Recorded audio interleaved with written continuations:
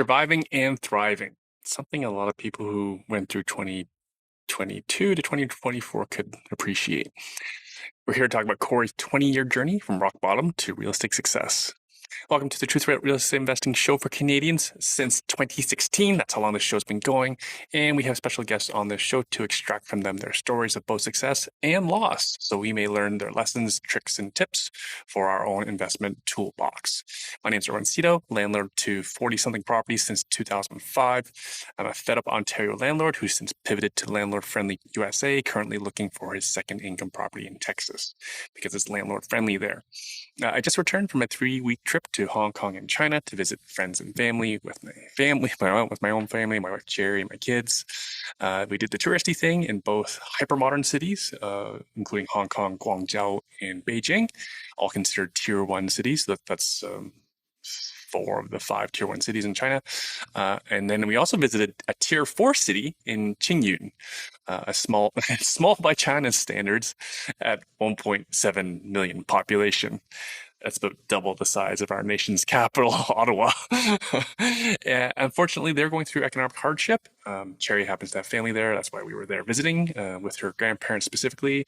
Went to their home and the rice farm they own. And that's where they raised Cherry's aunts and uncles who used to work on the farm. And that's where they learned their tireless work ethic and likely pass that down on to Cherry. Real estate prices there are down around 24% on average since 2019. So this market never had the COVID bump like most markets did in the world did, including ours locally and in Canada. Their economy isn't strong nor diverse enough per ChatGPT. Versus I've always been looking, I studied economics and business in school, so I've always been looking for growing and diverse economies for choosing where I like to invest, like Texas. And if anyone followed US politics, for example, Elon Musk's businesses are in Texas. So there are other business-friendly states where my clients are investing for better affordability. But anyways, it's generally we're focused on business and landlord-friendly. For the first time, back to China, for the first time, I personally witnessed brand new empty high-rise, like 30-story plus residential and commercial condominiums buildings in China that I'd only read about in the news and seen on YouTube. Is something else to see in person, like building after building. For example, how I knew they're vacant was it was dark and like 6 o'clock-ish. And like what office building in any busy urban area where you see this, where the building is almost entirely dark. I actually took a picture of one building, commercial building, office building. Only one floor out of like 30 had its lights on at 6 p.m. at night. A sight you don't expect to see. And then the condos, the same thing. You might see 1 or 2 units in a 30-story building with lights on, and it's dark out. And also, you can see the building has more units for sale. They have massive for sale signs. Yeah. Sadly, that's what happens when speculative investments go on, resulting in developers going bankrupt. 2 of the top 4 developers in China are going through massive issues. Evergrande, which is one that's in the news, they've recently been declared to be liquidated. They're being ordered to be liquidated, have their assets liquidated, so they're no longer going to be around. And the number 4 developer is going through bankruptcy protection type hearings right now. So unfortunately, a lot of bad investment decisions were made. Developers going under. There's more developers going under. There's smaller ones as well. And then also down to the street level, the everyday investor, mom and pop investors, they're losing their investments / down payments in China. Again, it's area specific, but for most of these folks, for an income property, they have to put down 30 to 50% down. So that money's wiped out because of these losses. And worse, there's a ton of vacancy. Again, there's no lights on, so there's no one's renting a lot of these units. I think I read there's somewhere around 1 or 2 years of supply of units for sale, residential units, condos for sale. To give you an example of how inexpensive this Tier 4 city is, again, based on ChatGPT, to buy a 2-bedroom apartment, it's about $90,000 to $110,000, right? So again, $90,000 to $110,000 for a 2-bedroom apartment again, there's no demand for this area, so it's hardly a good investment idea. But holy cow, that's got to be well below the cost of building. So just a friendly reminder. I've always preached on this show.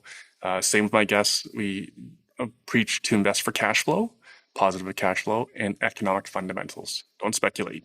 Speculation is what costs so many investors locally in new construction, and sadly, they're losing their shirts.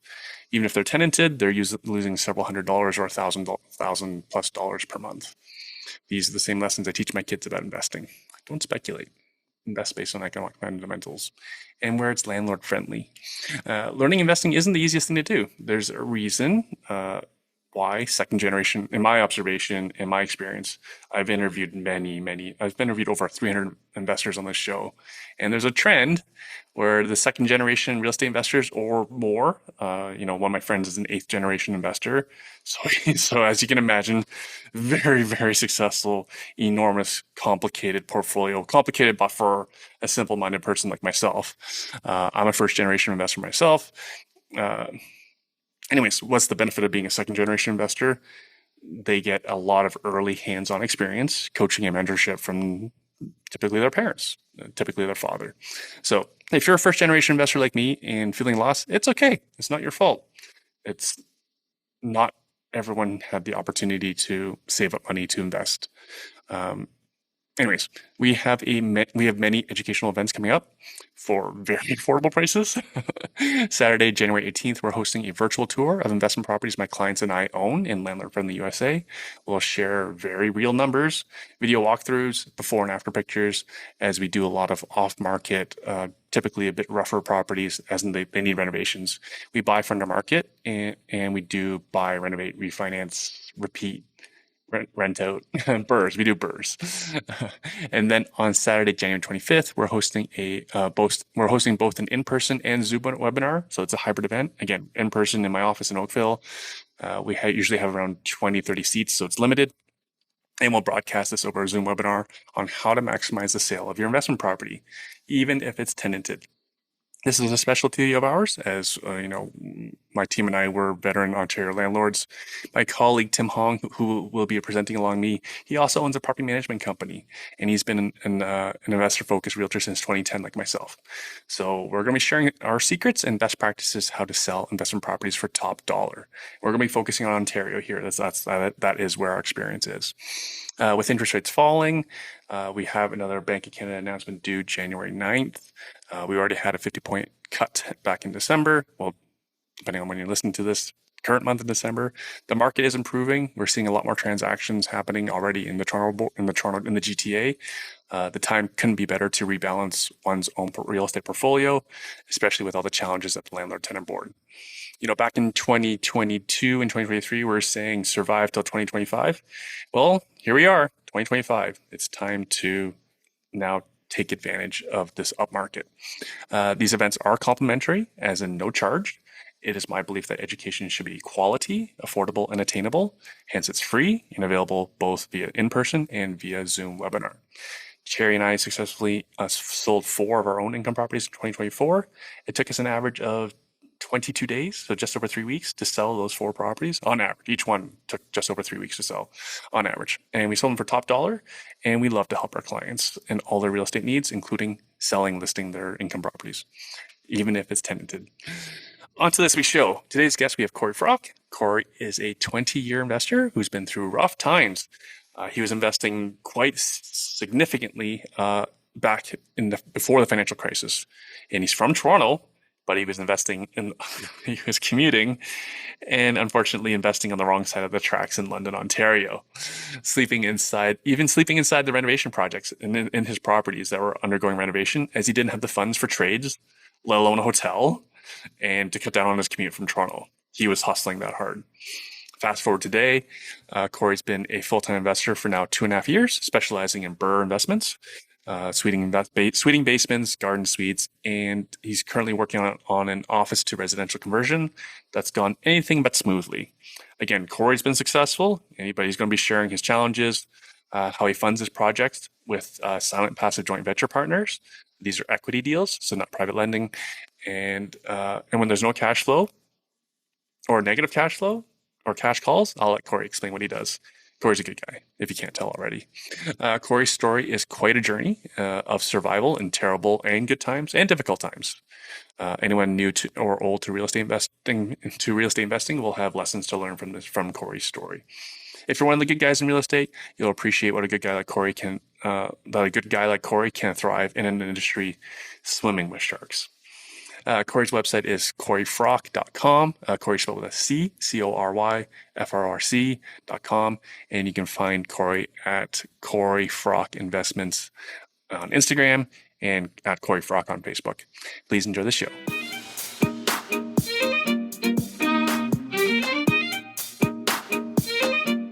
Hi, Cory. What's keeping you busy these days? Hey, actually quite a bit. I've got a bunch of projects on the go right now, and as well, I just like literally in the last 2 weeks got my realtor's license, so I'm pretty excited about that. Thanks for contributing to the pool. Yeah, Hopefully, you'll be one of the realtors that actually does a deal. yeah. I was gonna say one of the 85,000 or something. Hopefully, I'm in that top 10% that actually do deals.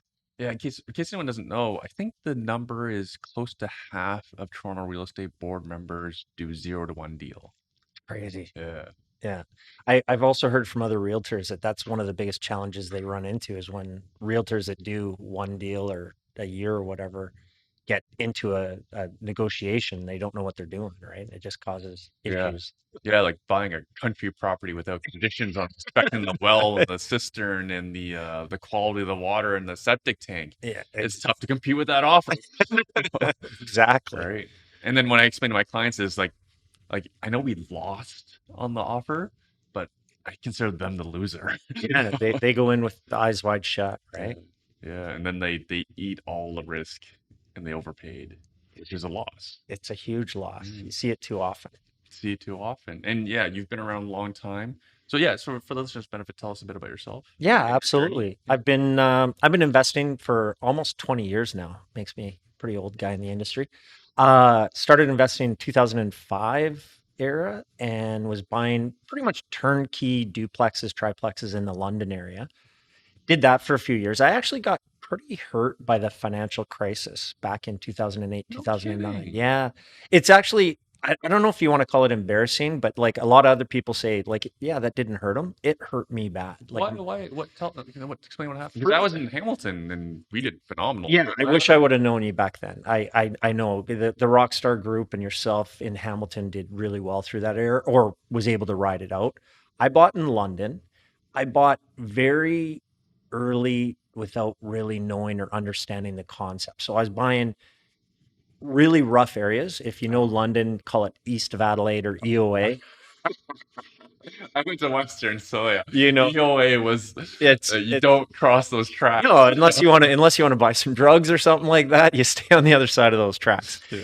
And I mean, but on paper, the deals worked extremely well, right? You buy a triplex at the time for like 150,000, you get rents for it. Like on paper, it looked amazing. In reality, it wasn't.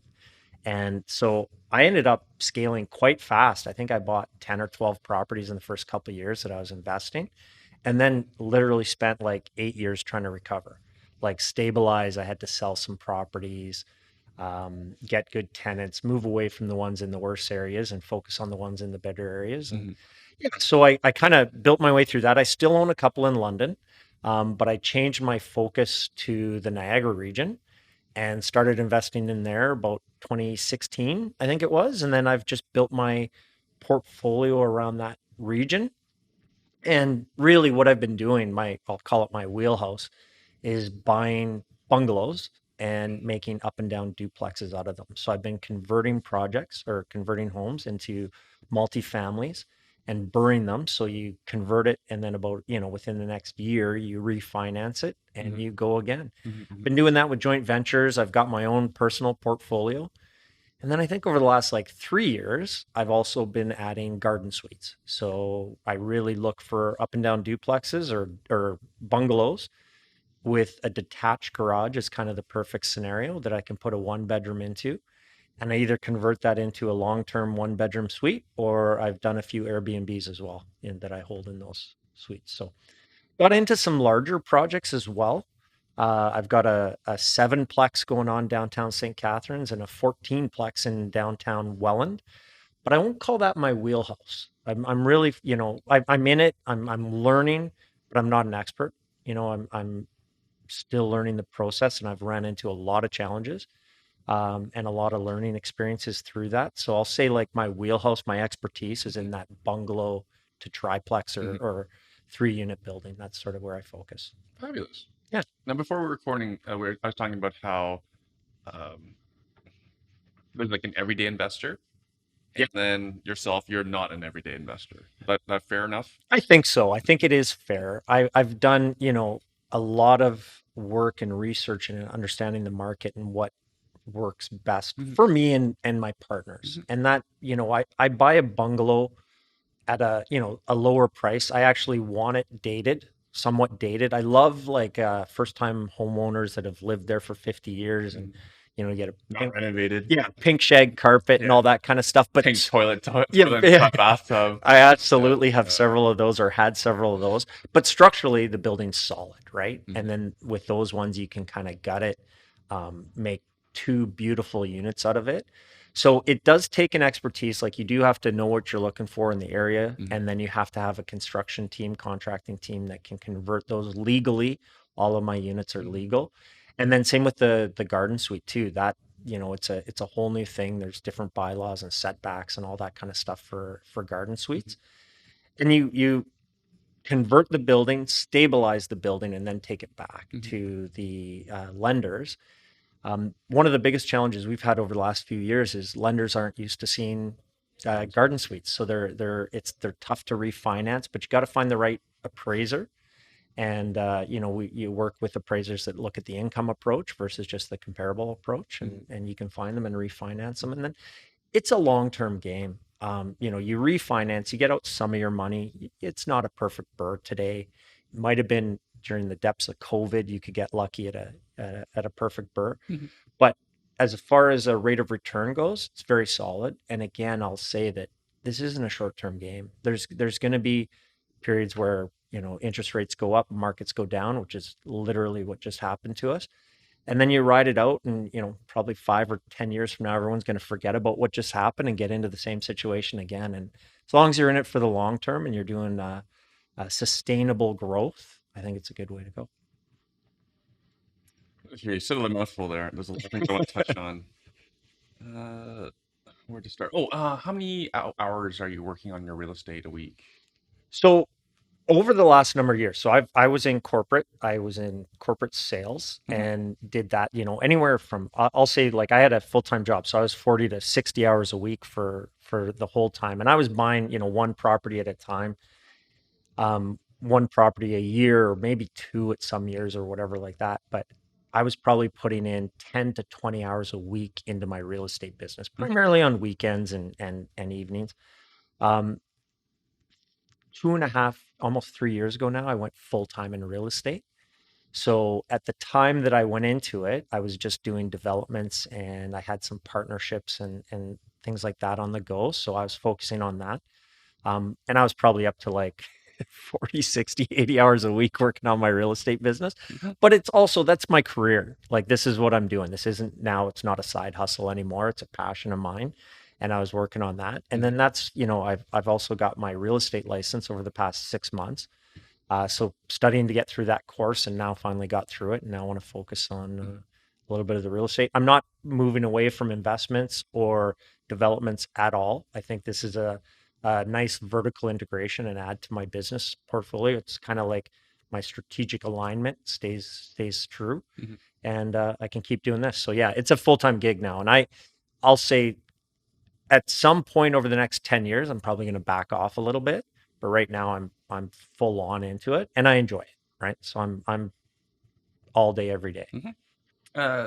You live in Vaughan, is it? I live in Vaughan. Yeah. And you invest in Niagara. Yes. Yeah. So that's how long is that drive? It's about an hour 15, hour and 45, depending on the traffic, right? Or if you want to spend $30 on the 407.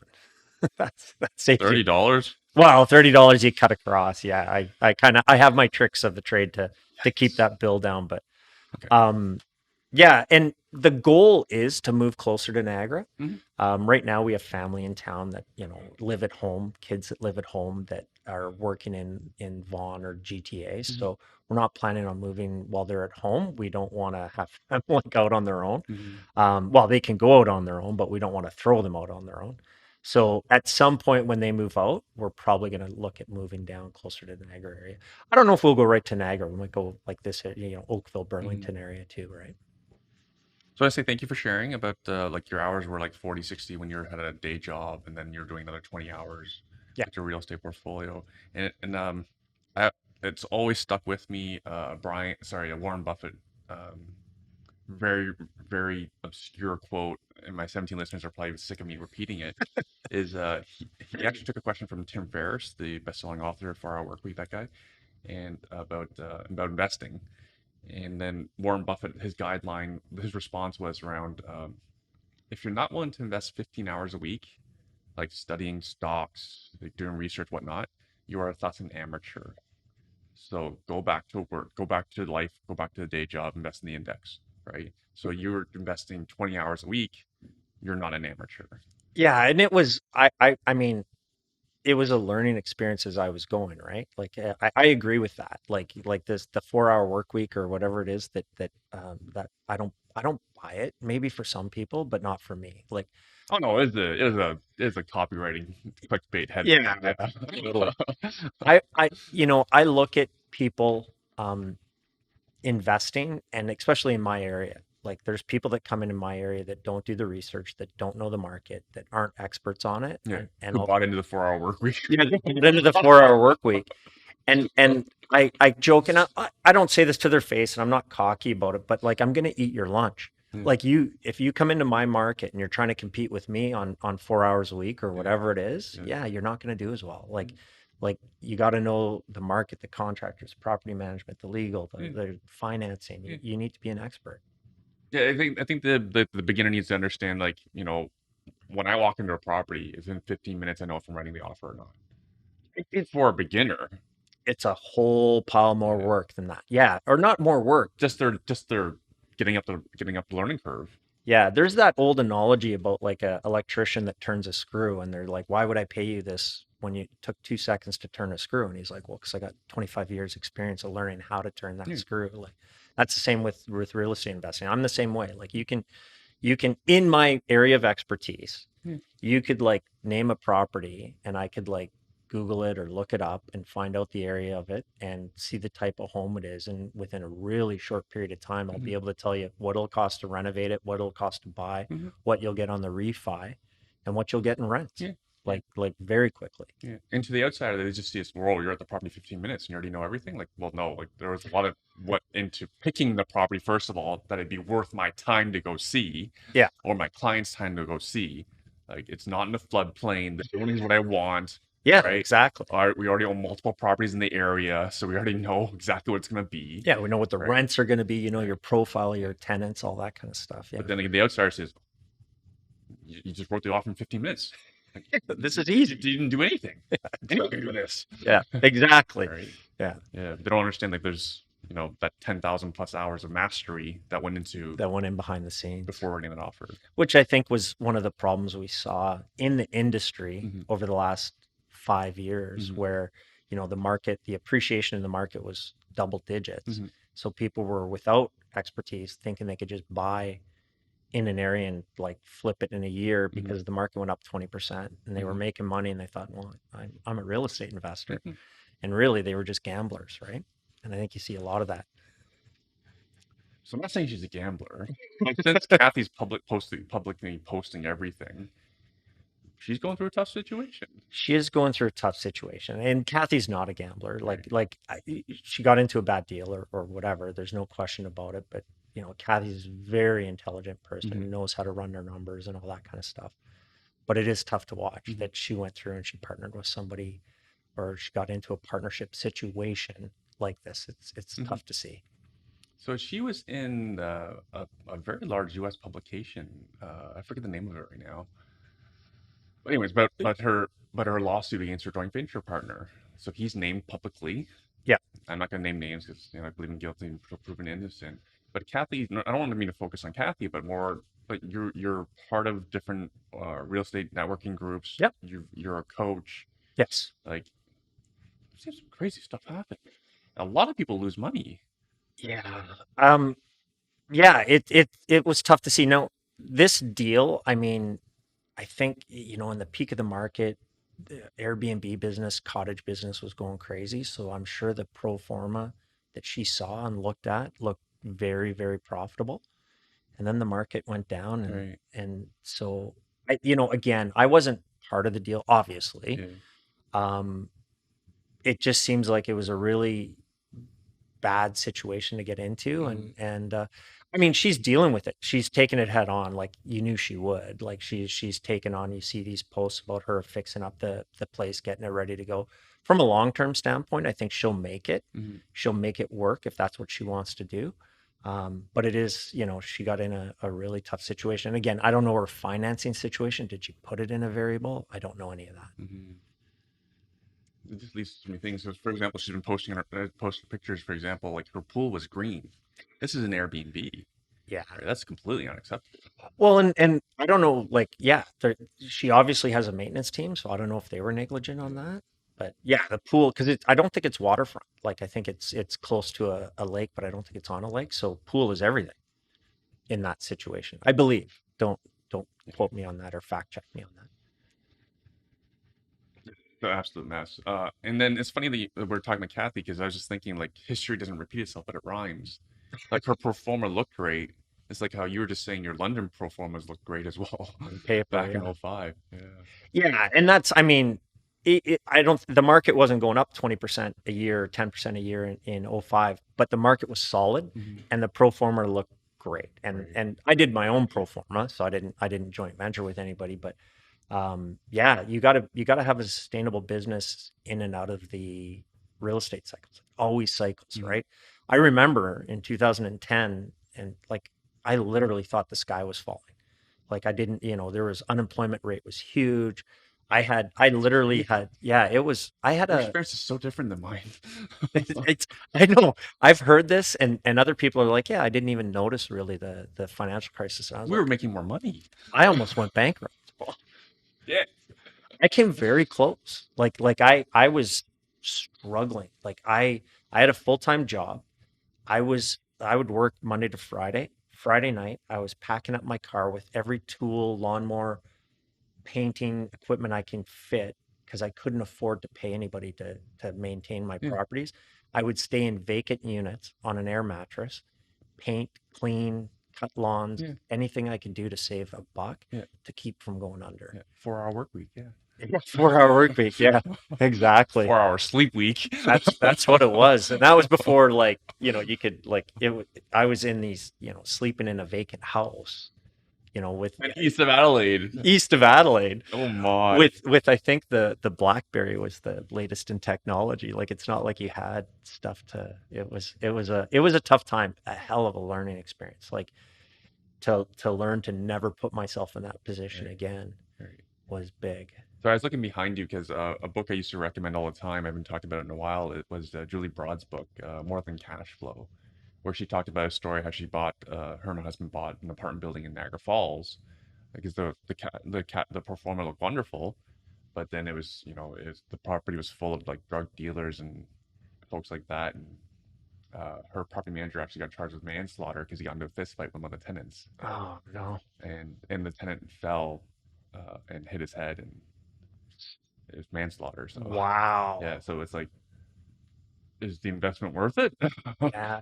And that, my portfolio now is in really nice areas, and you could say that somebody could buy a property in a slightly rougher neighborhood, and again on paper they're going to outperform my rate of return Yeah, because they could buy it at 50,000 or 100,000 right. less, and the rents don't equivalent to it what Yeah, they can make. But yeah, from a long term, like my properties, and I have vacancies and stuff like that. Like I'm not saying it's perfect, but like the tenants that I attract in my properties, mhm, I'm very happy with. Like that mhm, is my focus. right. You learn things from every cycle. The first cycle was like buying the right areas. You can't fix location.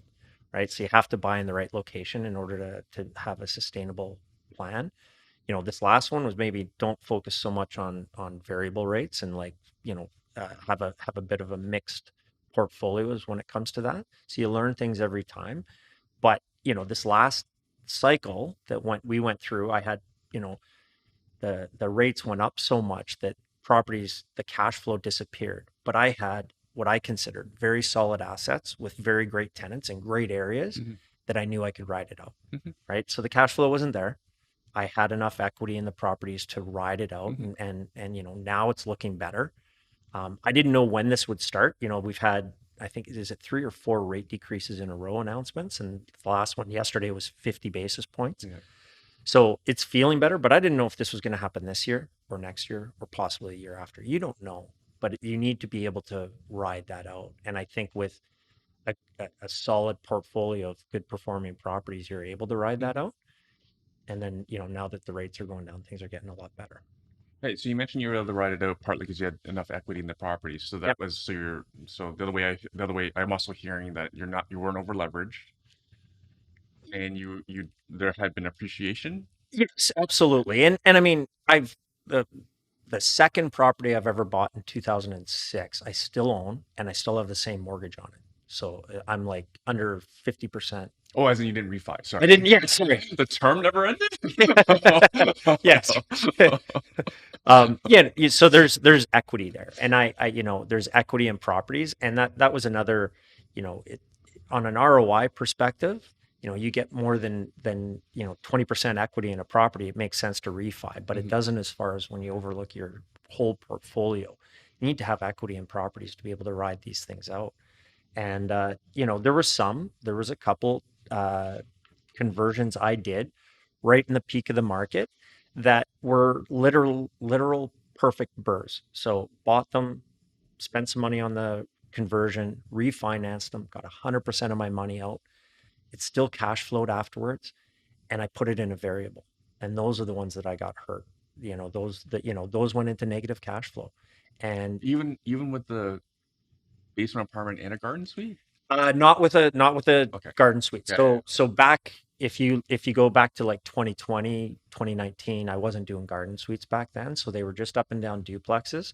I'm actually looking at adding like a garden suite now to some of those properties, Mhm. but at the time, and they went into the cash flow negative because I was in a variable. My rate went up to high sixes, right? Mhm. Now it's come down. Now they're stabilized a little bit better, but it was a learning experience again. Like I should have, especially with joint ventures, I probably should have locked them into 5-year fixed Yeah. and made a little bit less cash flow than what I was making on a variable. But then I could have rode this situation out And looked like a rock star. and looked like a rock star. Yeah. On those though, and you and I've talked about it off before we got on the podcast here. I got into partnerships with joint ventures, and according to the contract, we were both responsible 50-50 for the cash flow, either positive or negative. And as it went negative, I ended up taking the hit on those. So I would put in money to make sure that we could ride those out because I felt it was my responsibility as the active partner on a joint venture to make sure that my joint venture partners don't get this negative experience. I still believe strongly in the asset. Mhm. So I was like, I put in, let's say, $10,000 or $20,000 into a property to hold it for 2 years while the interest rates turn around or whatever. And that's sort of what happened. So So you've had no cash calls? not to my joint venture partners. To me, yes. Well, that's what I was asking, but okay. Yeah, no, I didn't. There was only like literally out of my whole portfolio, I think 4 went into the like negatives. And yeah, I funded those myself to ride it out. Mhm. And uh, I don't even know if my joint venture partners know I put money in. Like I I'd just let them know. they're solid assets. They're now cash flow positive, with the rate decreases that we've had. So, and I did a few things over the last couple of years to make them like turnover of tenants. I bought out any equipment I had, refinanced what I need to, Mhm. that kind of thing to make Mhm. sure that they now perform. Mhm. It's interesting as because you and I are on the older side Yeah. of this compared to the especially the new generation of investors, and it was seemed like the norm for folks that learned real estate invested when we were investing in that if a joint venture partnership went bad, that the expert partner would walk away Yeah. and not and would just give the keys back to the passive partner. Should the passive partner want it? Like, well, hey, the deal failed. You were supposed to be the expert. Like, why you don't deserve anything? Yeah. True And enough, right? people we both know, like literally just here, like it's not worth it.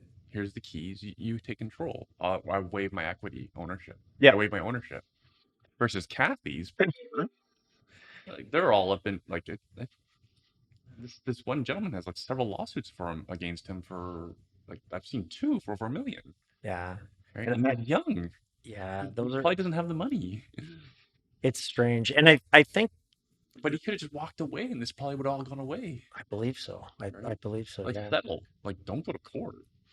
Yeah. When you enter in a joint venture, and I don't do joint ventures with everybody. I've got a very select number of people I've done joint ventures with. And one of the things I'm actually kind of proud of is the only joint venture partner that hasn't done multiple joint ventures with me is the last one, and they want to do another one. Like everyone wants to partner again.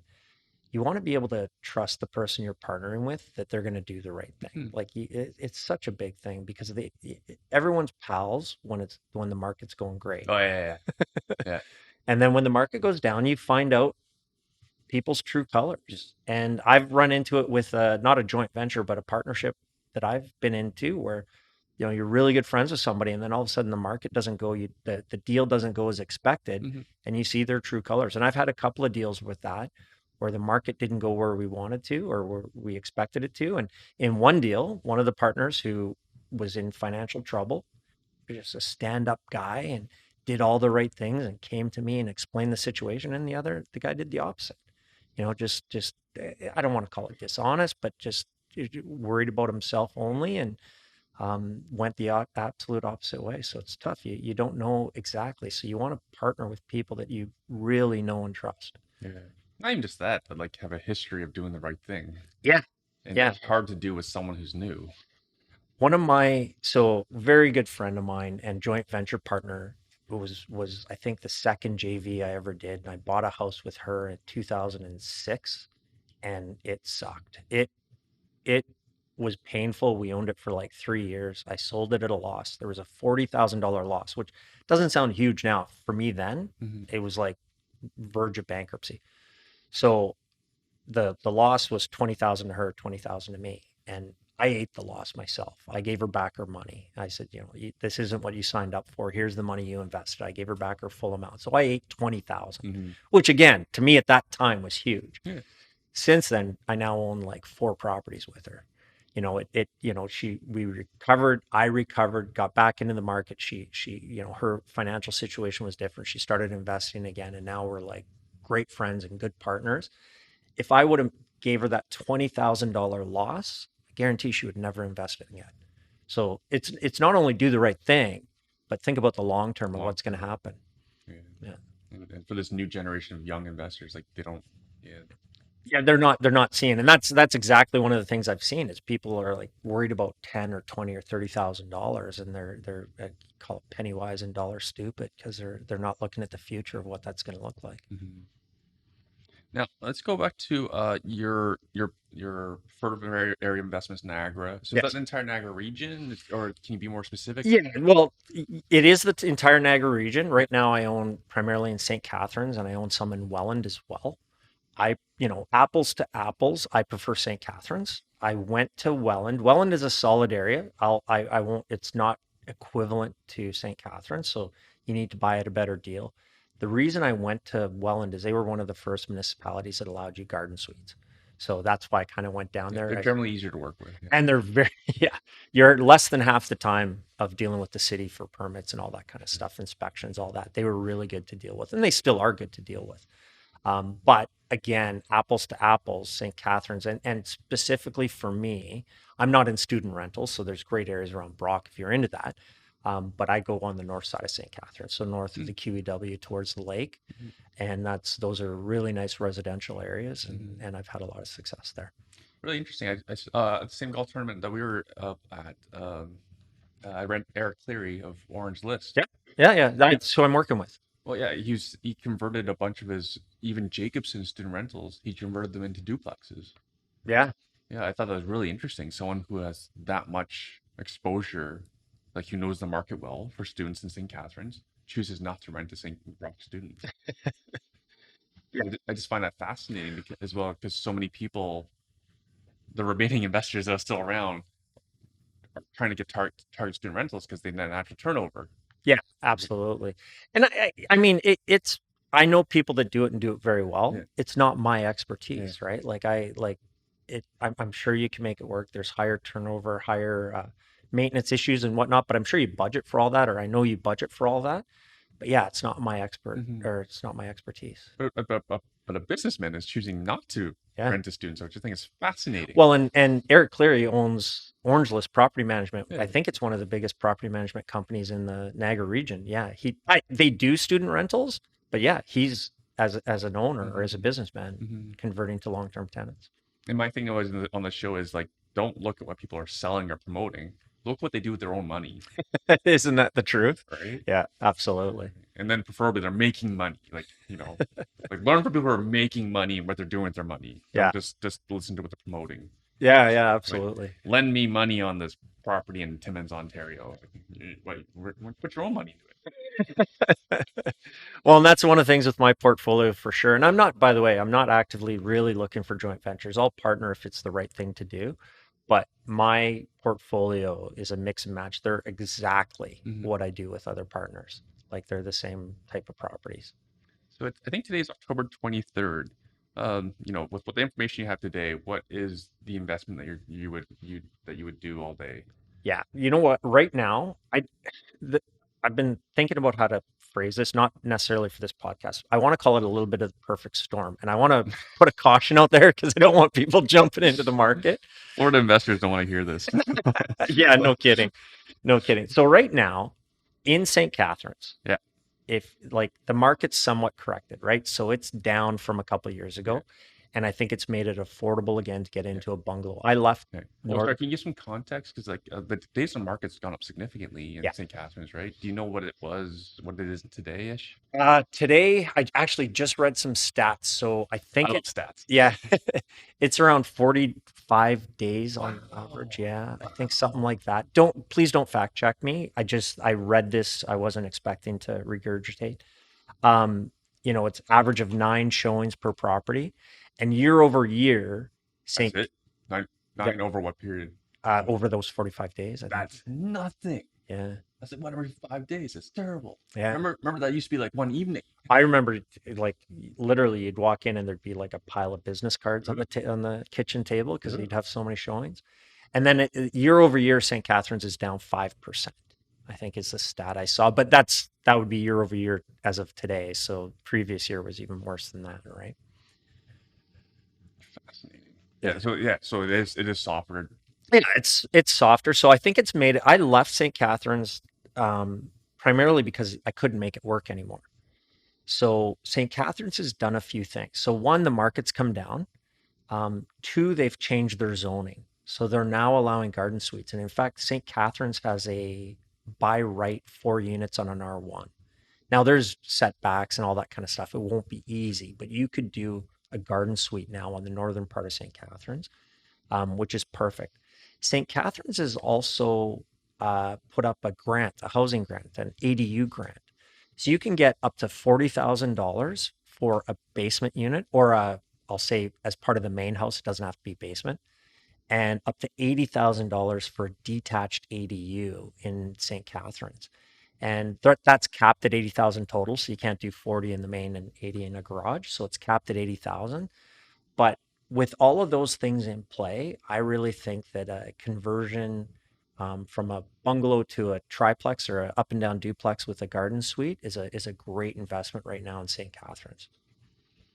And then what's the bungalow cost? So anywhere from 525 to 650, I'll say in the depending on the size and the area, but Mhm. you can get a decent bungalow in St. Catharines for call it 600.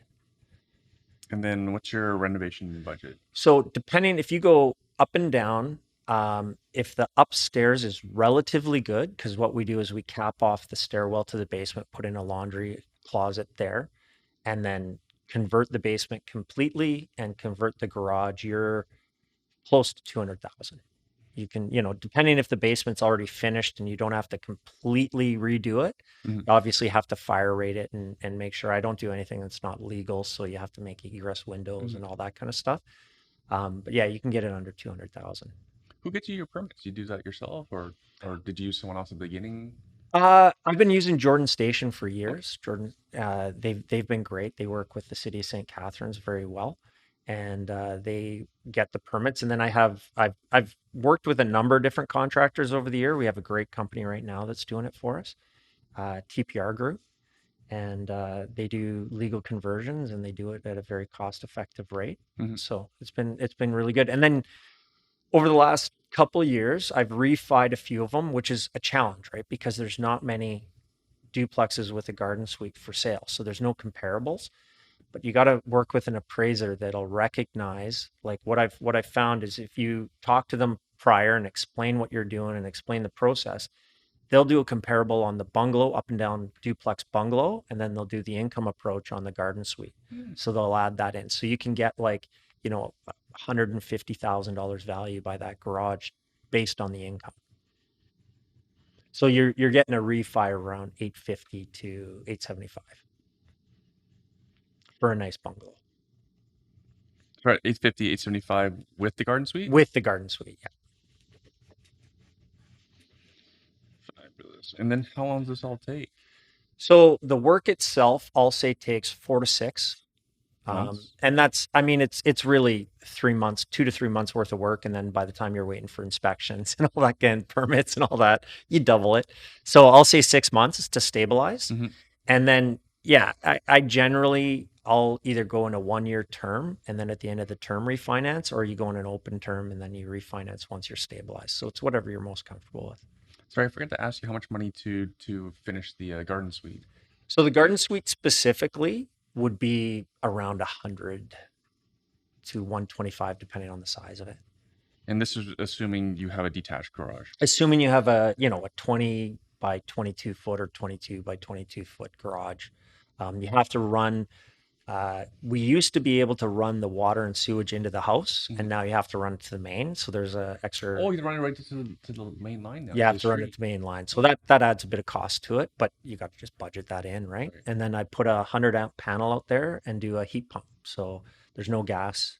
Everything's run by Mm, electricity. And that's a good tip. yeah, Did you have pictures and videos on your Instagram, do you not? yeah, yeah, absolutely. I've done quite a few. So Just um, just tell that when to stop scrolling. you got to go down quite a bit because it's been a while since I've done one. What's that deal there? I'm sure that's one there. Yeah, that is no, the one below that, right below that. There's a garden suite that I just completed. That's the latest one I did. And that's exactly it. It was an up and down duplex, and you could see in the back, that's my garden Garden suite. suite? Yeah, And that was a detached garage? it was a detached garage. Yeah, absolutely. Could you walk us through this deal? Like what did you pay for the house? Yep. So bought this at $610,000, and I had to put in. I think it was about. I had to redo the bathroom upstairs, so I'll say I put in $15,000 upstairs. I redid the floor, redid the bathroom, painted the unit, made the basement a 2 bedroom suite, and then turned the garage into a 1 bedroom suite. I would have loved it. This is my favorite garage garden suite I've ever done. It's beautiful. It's a 20 by 24 foot garage, so it's a lot bigger. Beautiful garage suite and a great location. The only challenge with this one is it's not on any transit, so you got to make sure you have parking. So I had to expand the driveway to give extra parking because there's every tenant there has a vehicle. How many parking spots do you have to give? You have to give one per unit. Uh, but in Welland, you're allowed to park on the street. However, I expanded the driveway, so each tenant has a parking spot on the driveway. So the pictures there that we showed just a double wide driveway. I've now expanded it to a three cars wide driveway. And then so all in, what were you? 610 for the Yeah, 610, about 200 for the renos, and then this one appraised at 872 or something like that. So the money left in the deal, if I'm not mistaken, is like 130 around that. So they left that in the deal, which was better than our expectations. I kind of went in there saying I'm going to leave in 150 to 175,000 in this deal. We were able to pull out a little bit more of that, lock it in on a 3-year term that worked. It cash flows about 800 a month. And I'll call it a AAA neighborhood. Again, the only negative about it is it's not on transit. Other than that, like the tenants are fantastic. Like it's a AAA neighborhood. It's perfect neighborhood. What are the rents? 2095 up top, Oh, 1795 in the basement. And that's good. yeah, and I think I'm getting 1850 for the garden suite. For one bedroom? Yeah, it's beautiful. Those vaulted ceilings, it's huge, walk-in shower. Oh, we might as well promote your Instagram while we're at it. Rock Investments. Yeah, Cory Froc Yeah. Investments. So it's a COR, Cory. Yeah, Sorry. CORYFROC. No, that's I'm like okay. dyslexic. I didn't do very well at marketing. I just went with my name. So Cory Froc Investments. Very cool. Yeah. Do you know what you turn? What did you get on your 3-year mortgage? At the time, I think I've got 5.95 on a 3-year. Yeah. And this was a joint venture. So I went in there with partners and we decided we didn't know whether we should put it in a variable or a fixed, and they felt better doing it in a fixed, and I'm not against that. At 4.95, we cash flow decently. So we just locked it in and then we'll wait. We got about another 2 years left on that. Amazing. So I'm gonna get the calculator just to get the total rent. Yeah, yeah. I'm dyslexic and I'm bad with math. So 2095 2095. plus 17. Oop, typo. 2095 plus 1795. Yep. For the downstairs plus 1850 1850. that's $5,740. Yep. Am I right? Yep. Times 12 months. 688. A lot of eights. Oh, are Davey's Asian? Was it intentional? 68880. $68,880. And so, and your appraisal was, 872, I think it came in at. and that's reasonable what you can sell it for today? Yeah. Yeah, I think so. That's pretty good. Like your rent yield is about 7.9%. Yeah. And then how do utilities split? I pay gas and water, and the tenants pay their own hydro. And of course, the garden suite is all hydro. There's no gas out there. Oh, nice. Yeah. So it works This out. is a pretty good deal. So this is something you do all day? Yeah. Yeah. That's in fact, that's on the more expensive side, but you could see the house. I mean, for me, I don't know. Well, it's a bigger bungalow. It's How big is it? probably 1,100 square feet. Oh, it's a bigger bungalow. Yeah, it's a nice bungalow. It's What year is this that you got it for 610? It's about 18 months ago, maybe. Oh, okay. Yeah. Yeah, it's in the south side of Welland. Right. It's in Dane City. So that's why. But now, if you look at that bungalow on the north side of St. Catharines, you're probably, today's market, you're looking at 650 to 675. That's not bad. No, that's why and if you can get, as you'll know this, and I'll say it to anybody that listens, like the deal has to work without the grant, right? So if you can buy that and convert it into a threeplex without the grant and it works great, that's perfect. Then if you put the grant bonus on top of that, now you're buying that. Let's say you buy a deal like that at 650, and the numbers will run the same, but your rents will be slightly higher, and then you get an $80,000 grant on top of it. It works very well. How's the grant work? Does it be for paid back or? No, it's a grant. It's a non. You don't have to pay it back. You can't short-term rental it. Has to. Yeah. You have to get approved. So you get your permit first, then you apply to the city, and they'll come and look at the property, and they will give you a grant. There's a map available on the City of St. Catharines website, so it has to be within the grant area. But the north part of St. Catharines is in the grant area, so the nice parts of St. Catharines are. And yeah, as long as it's a long-term rental, they're looking at adding housing. They need housing. And so that's what they're doing. They're incenting developers to create housing. Yeah. That's why I say you guys are all saints. Because there's not many people out there like you who will do this. Yeah, I mean, it's a level of expertise. I've seen people try this, and if you don't have the right contractors and architects and Mhm, people on your team to know what they're doing, you mhm. can get into. I've seen, I'll say that the conversion is around 200,000, and I've seen it go up over 300 for people. You really have to know what you're doing and have the right teams in place. How cooperative is the city or as well in St. Catharines for garden suites? So Welland is extremely cooperative. They're really good. St. Catharines is as well. I'll say the inspection process with St. Catharines is more difficult. Oh, So geez, still. yeah, yeah, you can get different It's tough inspectors with in. basement apartments. I went through. It was COVID period, so I'll give them a little bit of a break.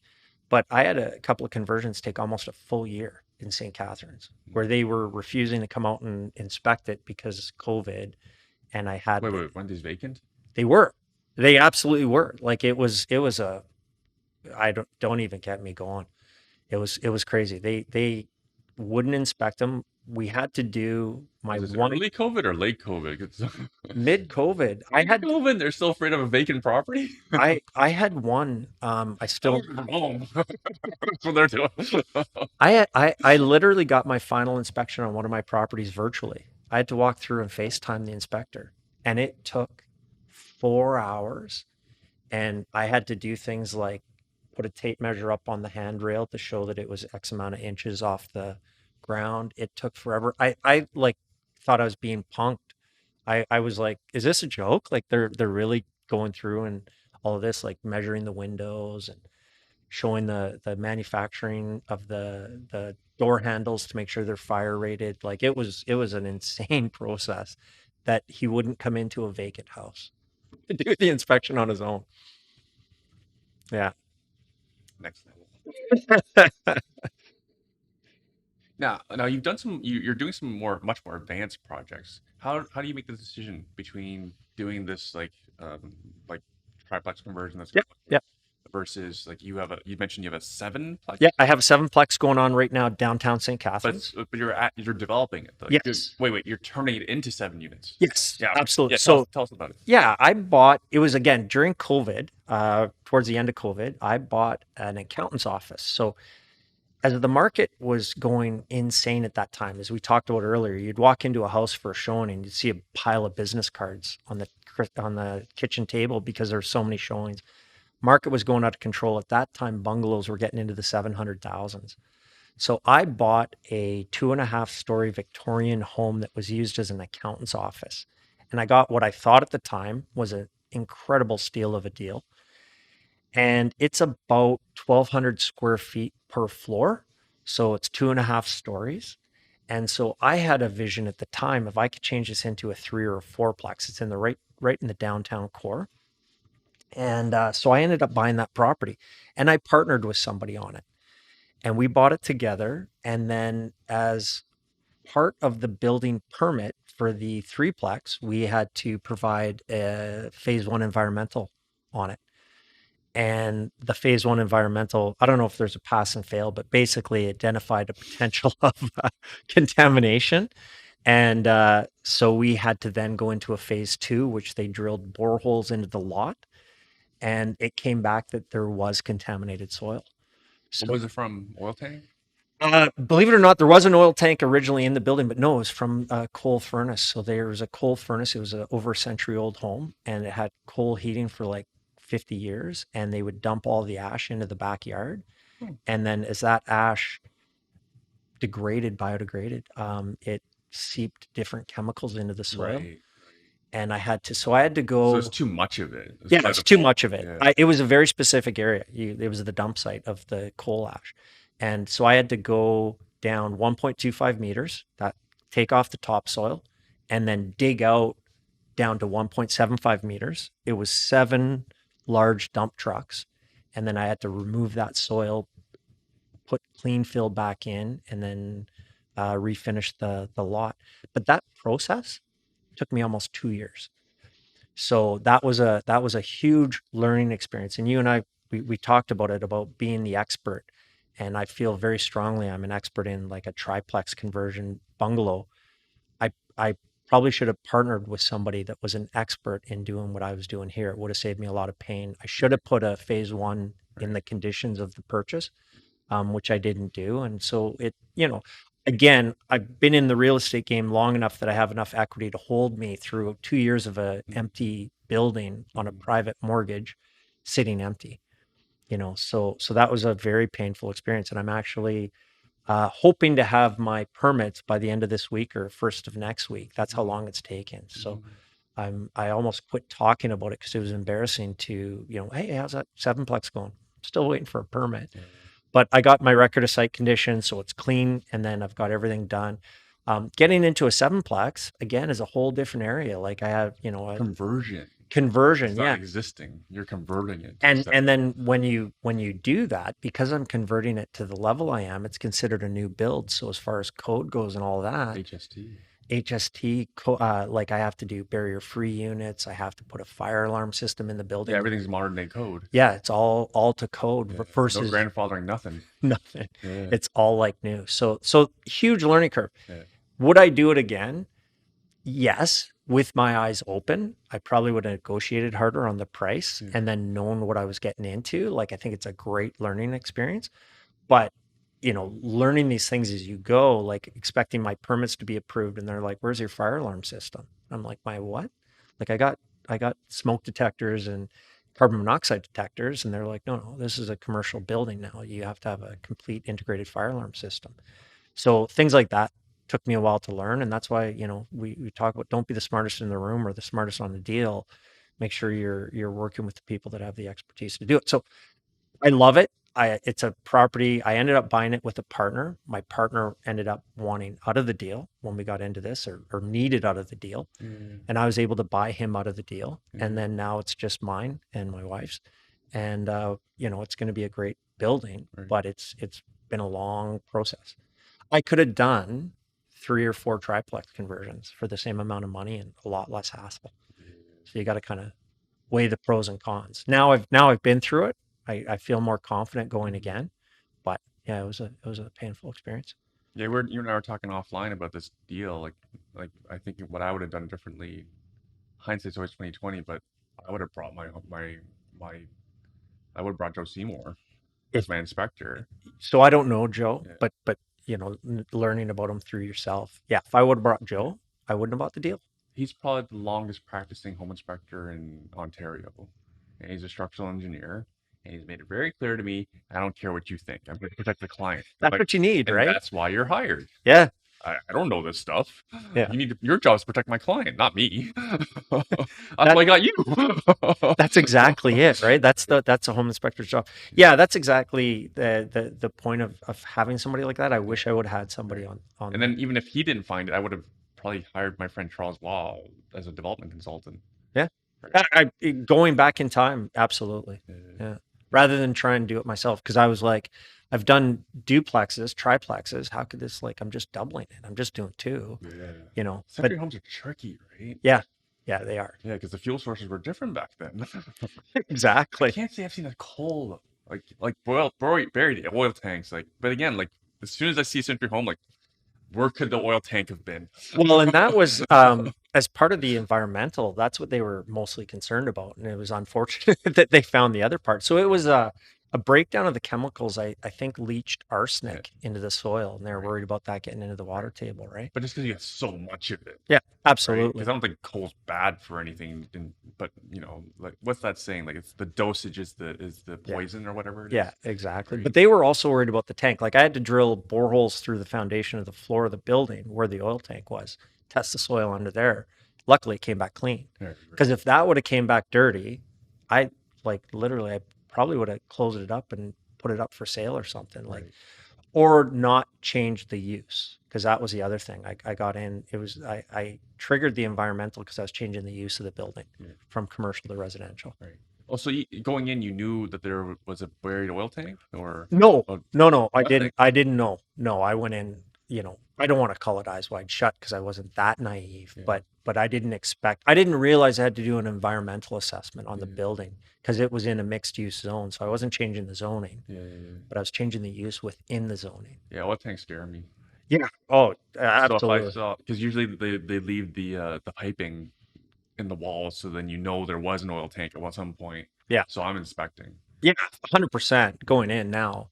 Well, and that was I kind of talked about it a little bit as I've gotten my realtor's license and learning, and I'm not experienced in it by any way. Obviously, I've had my license for 2 weeks. So I'm not going to say I'm an expert, But you but know a lot more about construction probably than what the average realtor, yeah, especially the guys that focus on new construction. But yeah, yeah, true, fair true. assessment. Yeah, absolutely. But going in now, knowing what should be in a uh, offer of like to put in your conditions, like that, those types of inspections should have been standard. Like absolutely getting into a 125-year-old building that had an oil tank Mhm. should have been inspected. All right, Corey, we're running out of time. Let's talk about this deal though. Like you said, you'd still do it, but what's the deal gonna look like when you're done? What On can you tell us what you paid for it? Yeah, yeah, absolutely. I bought it for $720,000. It's been underwritten, I'll say 6 months ago. Now I added a unit. So it was underwritten as a sixplex at $1.8 million, 1.82. So I originally, and this is one of the things, we talked about make sure the deal works with or without the grant. I'll say that about CMHC too, because they changed the rules on me halfway through the game. But you're building new. What do you mean? Well, I was going for the environmental, so Oh, so I was going to get 100 points on yeah. the CMHC MLI Select, which means I could get up to 95% loan to value on a 50-year amortization.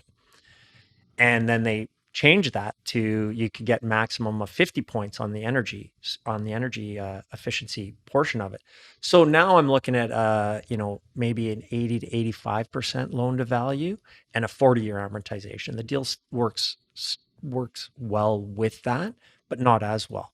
So got to make sure the deal works with or without these kind of like incentives that the government's throwing out there because you never know where they're going to go. Mhm. The deal will work on a conventional mortgage as well. I just have to leave in a lot more money. So I'm not doing a loan for the construction. I'm paying for it for cash.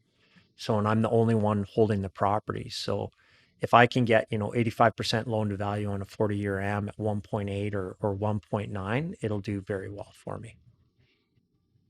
I still have to leave in some money though. Now I think there was two other areas you could have gotten points. I think one was like Yeah. accessibility, the Yeah. other one was affordability. That's correct. So Why did you choose not to go down that route? well, affordability was and again, don't fact check me on this, but the rent has to be under it's like $960. I think that's the number in St. Catharines. For what for a bachelor or for a For room? well, and one of the things that CMHC will probably correct as they go forward, it's for any unit. So What? yeah, so Even if it's a 3 bedroom? in a 3 bedroom, it has to be under that. Right. So I was actually talking to the chief building officer at City of St. Catharines, and they haven't had any really weird applications yet, but they fully expect somebody to have like a whole building with like 200 Nice. square foot. Yeah. Yeah, because that's the only way they'll be able to get under that affordability. So they're waiting to see that. They haven't seen it yet. Oh, we Adam knows. We just had a Mark Emyacht from Ottawa, and he's all his suites are 400 square feet. yeah, Maybe he's going for this. maybe he's going for the I should have yeah. asked him. So and CMHC audits you, so you have to have it at I think it's 40% below market rent. That's how it considers affordability, and it has to be that way for 10 years. Right. So when I did the math calculations on going 40% below market rent for 10 years, it didn't make any sense. Right. And then the accessibility didn't get me enough points to get to 100 or get me up to that level I needed to be. I am going to have an accessible unit. I got a commercial unit in the building, which will be full accessibility. So you have a ramp down, you have 5 foot turning radius in the bathroom in the main room. The doors are all like or not manually, they're power Mhm. open and close. So I do have, but it's not enough. I would have had to make more. Mhm. And then again, the return just wasn't there. Mhm. So that's why I focused on the energy efficiency because that from a long-term standpoint is also great for the building. Right. So now I have 7 units, all heated and cooled by heat pumps. So they're paying for their own hydro, and then all that I'm going to pay is the water. That's fantastic. And even the Wait, water, I There's can no separate. gas. There's no gas to the property. There's going to be no gas to the property. Not even the hot water heater. No, everything's going to be electric. So I did have to upgrade the line into the house, which also cost me quite a bit of money. So I had to put it was a 200 amp line going into the house, and I had to upgrade that to a 400 amp. which cost me $55,000 to get it to the property. Holy. Yeah. Yeah. You know that going in? I didn't know the level. I knew it'd be, I knew it was going to be 20 to 50, or I'll say I thought it was going to be 20 to 40, and then it turned out to be 50. So there's an underground, like remote control boring unit that goes from the closest transformer underground to my property. And then it's going to come out, and then I have an electrical room in the basement. Yeah. Do you have it? Can we find on your Instagram that the accounting building? Yeah. If you go up a little bit, I think it was, nope, sorry, you got to go down. I apologize, guys. It's right there. You see me with the orange coat right above the of a deal. I'm in the parking lot of the building there. Who are these folks with you? That's Rob Chopra. He's with Fort Capital. Yeah. And then that's my wife, Jeanette. Oh, okay. Yeah. So that's the building there. Is that current or is that? That's current. So I'm redoing the siding as part of the energy efficiency. I'm gonna put, I think it's 1 inch hard insulation around the outside, and then I'm gonna re-side the whole thing. All new windows, Oh, heat pumps on the inside. so you're improving the look. Absolutely. And Yeah. you're not going outside the existing building envelope. No. You're just all No. internal. Now, this property itself is on a 270-foot deep lot. So I'm gonna finish the main property, refinance it, take a breath, and I would love to look at developing the back. But I'm gonna do that after I've kind of finished the project. I've got concept drawings Oh, for what? for a back 18 plex in the back. You can go up to 18 units. I talked to the city in theory, so they certainly haven't given me the go ahead. You could do 18 units because of the high density zoning of downtown Core and St. Catharines. Did you know about the potential upside when you Yeah, that was did the deal? yeah, that was a big part of me purchasing the project. In fact, at the time I purchased it, my thought process was to develop the back at the same time as the front, but too much risk. I wanted to finish the front, refinance it, and then like see where it is and see what programs are available. Mhm. If I would have went developing the back at the same time, even if I got a construction loan, I would be so highly levered that I just didn't think it was worth the risk.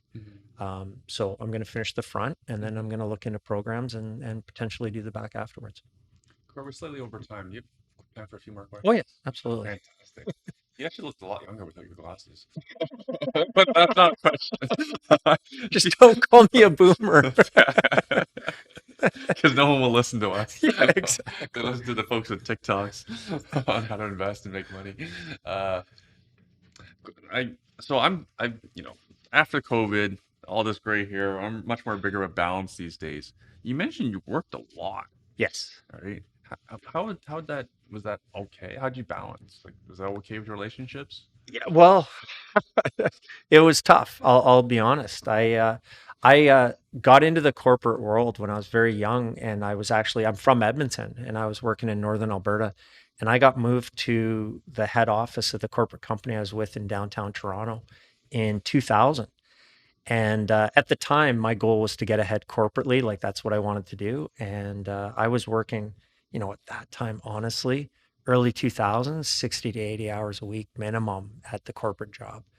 And it wasn't until after my divorce that I kind of realized there's got to be more to life. And especially with my divorce that happened, and my son, my ex-wife moved back to Edmonton with my son, and so by the time I was, paying the child support payments and the travel payments and all that kind of stuff, here I am at this great corporate job doing fantastic and barely breaking even. And that's what actually got me into real estate, was a bit of an eye opener of, if I want to get ahead in life, I got to do something over and above working for a corporate job. So that's, yeah, I literally, my goal at that time was just get ahead in corporate and run the company at one day, and then kind of changed my mind after that situation. Yeah, it is crazy. Yeah, it was tough. While we make fun of young people on this show, any advice for young people? Um, Like say that someone's 25 wants to start investing. yeah, you want to learn the processes, and I think one of the biggest challenges that a lot of young people got into over the last 5 years is this isn't a short-term game. You're buying a property for a long-term goal and getting ahead. You quit your job and work full-time in real estate and make a living out of it? Possibly. You probably need more active business, be a realtor or mortgage broker, property manager, do something like that. Or have a lot of cash, you're not over leveraged, Yeah. have less So payments. there's going to be cycles in the market, and this is a long-term game. It gets tough at times and then it gets good at times. I can almost guarantee it. We're going to be some point in the future. I don't know if it's 5 years, 8 years, 10 years, 15 years. And we're going to be in this point of the market where it's appreciating at like double digits again, and everyone's going to be jumping back into the market, right? Right now, people are jumping out of the market. So just, keep your head down, work hard, buy foundationally good properties that'll last you years, and you're going to get ahead. You're going to make a 20 to 30% rate of return on those properties. That won't get you to retire in a year, but after 10 years, you'll be amazed at what it can do. You can likely beat the folks who invested in the index funds. Yeah. Yeah, which historically is around 10 to 11%. So you make 20 to 30%, you're beating Yeah. the average investor. Exactly. The truly, yeah. Anyways, hey, what about some words for like the 40-year-old investor? Well, depending if they're getting into the market or if they've been in the market. But again, Say first time.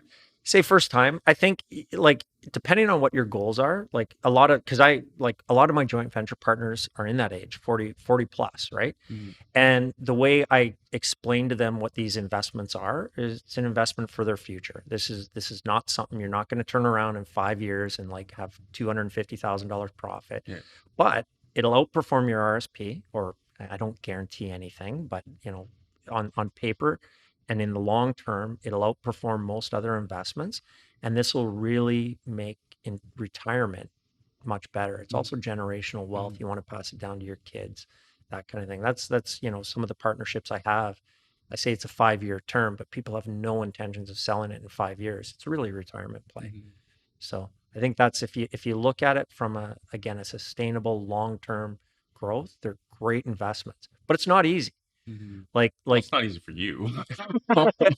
yeah, you want to, and that's This what is a I full-time job. yeah, This absolutely. ain't no 4-hour work week. Yeah, exactly. What do you? Why are your joint venture partners investing? Like how much did they put up?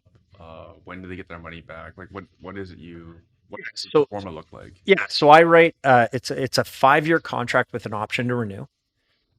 They put up the down payment and the renovation costs generally, and then they can be completely hands off. Like, so I have many joint venture partners that have never even seen the property, but they're on title. So they're on ownership. We have a joint venture contract behind that that gives me percentages of the profits once it's sold. So from my standpoint too, a joint venture is a long-term game. I'm not making money on the deal right away. I'm making money when we sell the project. So the goal is they'll put up the money for the down payment and the renovation. After that's complete, we refinance. Whatever's pulled out of that, which is generally at least their renovation dollars, are given back to that joint venture partner. And then they're owed their down payment, which stays in the deal. And then, it depends, but anywhere from 2 to 5 years after that, you refinance, you can give them back their deposit that they put in there. And then they're literally in the property for no money down. And then they just ride it out and let the property appreciate as you're paying down the mortgage and putting in some cash flow. Mhm. I also cash flow, as you probably know, like as you know, is a bit of a fallacy. So I have a separate bank account for each property. I don't pay out cash flow on a monthly basis. I'll review it with the JV partners at the end of every year. If there's some, extra money in there, we decide what we're going to do with it. Put it down on the mortgage, paying back their principal investment, or split it as cash flow. So we kind of discuss that on a year going basis. But I also know what their goals are prior to that. So I know what they're looking for. Mhm. And I'm not looking to partner with somebody that's like, oh, there's 500 a month cash flow, like send me my $250 check every month. It's not what it's about. So we're looking at a long-term hold and keeping the money in the deal. Fabulous. Yeah.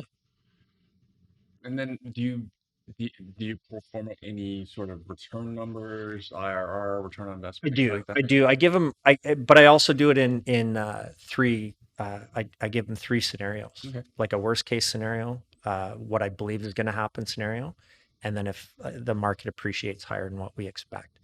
So in the presentation sort of thing that I do for a joint venture partner, I also have a page of what if the worst happens. And, I prior to this last real estate cycle, I was like, what if the interest rates go up 3% or something like that? What if the market goes down 20%? What do you do? And I kind of give them scenarios, and I want to make sure that, you know, no matter what happens in the marketplace, you're prepared for it. And I wouldn't want all of the things to happen at once, but the market did go down while interest rates went up, and it was, ride this property out. The valuation isn't what we hoped it would be right now, but on from a long-term basis, it will get back there. So it works out well. So Hmm. I make sure I take them through all the positives and potential negatives as well. Things like what if the roof leaks? What if your tenants skip out on you in Ontario? That kind of stuff. So I make sure they're aware, but then they also don't have to deal with it on a monthly basis Hmm. either. Like that stuff, a lot of times I'll like reach out to them and let them know something that's happened, and they're like, "You got it?" And I'm like, "Of course I got it. That's what I do." And they don't have to worry about it, right? So that's up to me to worry about. Fantastic. Or any final words? No, well, thank you for having me on the show. I've actually been listening to your podcast for a long time. You're one of the OGs. You've been Don't going to tell people that. Don't listen. Don't listen to me. I need a TikTok account. I got a flashy graphics and Lamborghinis and yeah. private jets. Some Rolexes. Yeah. You know what? I appreciate what you do. The industry needs more people like you, like people that do the fundamentals correct, Hmm. and make it for a long term profitable industry. If it's really good what you're doing, and showing what you're doing by this podcast. Hopefully, a lot of people hear it and see it. Not necessarily this one, but a lot of the ones in the past where you've brought things to light. So it's great. So I appreciate you having me on, and thanks for what you do. Appreciate it. And kind of like what we were talking about before we were recording was if all these scammers didn't exist, you and I would have done a lot better. Right? Yeah, they got a lot of the flash drew a lot of people, Yeah. which is tough. So it's too bad. It's kind of disappointing because like I try to have an abundance mindset, but like I literally have conversations with people saying I need to work this stuff out with these scammers before I can invest with you. Yeah, And like I think that's thank you. you you've now seen the light, and damn it, if not for the scammers. there'd be a lot more out there. Yeah, Yeah. And then the community would be so much happier because, like, before we're talking as well and recording that, like, there were all these like 20-something-year-old wholesalers who are all now gone, yeah. and they probably lost their shirts. Some of them probably lost their shirts. Well, I imagine they bought properties thinking that they could flip it right away, and then they're stuck with it. Yeah. And then to try and sell one of those properties at that point in time, because they weren't in the nicest areas. A lot of them were in really rough areas. And then you're like trying to catch a falling knife. Like, where do you sell it? You're going to lose your shirt. Yeah. So yeah, it was tough. And all their social media's gone quiet. Us old guys are trying to figure out social media ourselves and we suck at it. All right, Cory, thanks for coming in and doing this. Oh, Thank you very where much. can people find you other than your Instagram? Yeah, so my website is just my name again. I'm not great at marketing, but it's coryfroc.ca, and my Instagram is Coryfroc Investments, and you can go on there. There's a few of the other podcasts and YouTubes and all that kind of stuff that I've done in the past. Oh, So fantastic. yeah, Thanks again for doing this. thank you. All right, friends, that wraps up another episode of the Truth About Real Estate Investing show for Canadians. Hope you got as much out of this one as I did. Remember that whether you're just starting out or a seasoned investor, there's always something new to learn, and it's always about building that practical knowledge base that gets you closer to financial freedom. If you found value today, please do us a favor and leave us a review or a rating, share this episode with a friend, or better yet, join our community of real estate investors who are taking action and making moves.